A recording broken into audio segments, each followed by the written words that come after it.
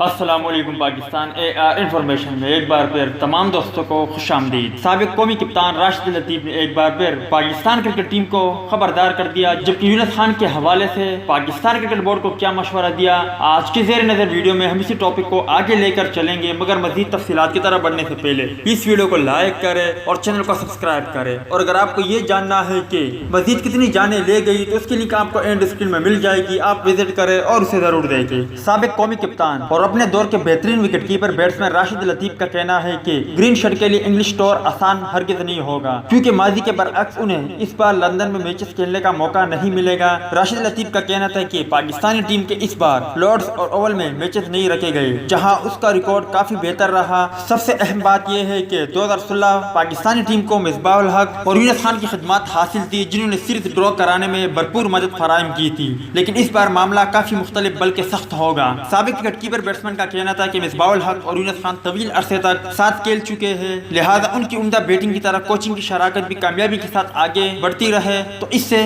Pakistan team فائدہ اٹھا سکتی ہے۔ ان کا پی سی بی کو مشورہ دیتے ہوئے کہنا تھا کہ یونس خان کے تجربے کا محض انگلینڈ میں ہی نہیں بلکہ طویل مدت تک استعمال کرنا چاہیے، جو اپنی مہارت نوجوان کھلاڑیوں تک منتقل کر سکتے ہیں، اور ہیڈ کوچ مصباح الحق جو کہ لچکدار اپروچ کے حامل ہے، لہذا امید یہی ہے کہ ان کے کھلے ذہن کے ساتھ فیصلے کارآمد ثابت ہوں گے۔ راشد لطیف کا کہنا تھا کہ انہیں اس بات سے کوئی دلچسپی نہیں کہ Ehsan Mani Asian cricket council ICC میں کوئی بڑا عہدہ سنبھال لے، کیونکہ محض ٹائی لگا کر کوئی بڑا فرق نہیں لا سکتا، اور یہ بات PCB کے معاملات کو دیکھ کر سمجھی جا سکتی ہے جن میں کوئی فرق نہیں آ سکا۔ جبکہ وسیم خان میں توانائی نظر آتی ہے، مگر وہ بہت جلد رد عمل ظاہر کرتے ہیں، لہذا ان کو کسی حد تک پرسکون رہنے کی ضرورت ہے۔ تو دوست یہ تھی یونس خان، راشد لطیف اور دورہ انگلینڈ کے حوالے سے کچھ اپڈیٹ، امید کرتا ہوں آپ کو پسند آئی ہوگی۔ اس اپڈیٹ کے متعلق اپنی رائے کا اظہار کمنٹس باکس میں ضرور